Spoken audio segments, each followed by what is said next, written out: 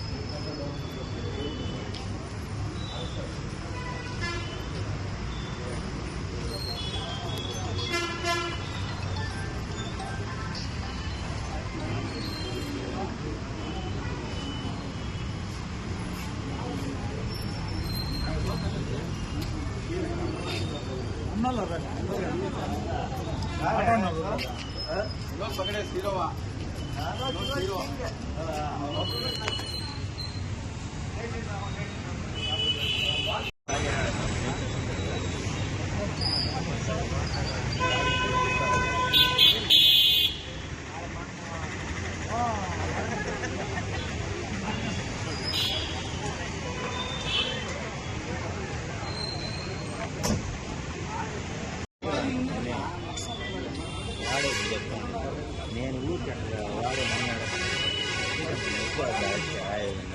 ఎక్కువ అయిపోయింది.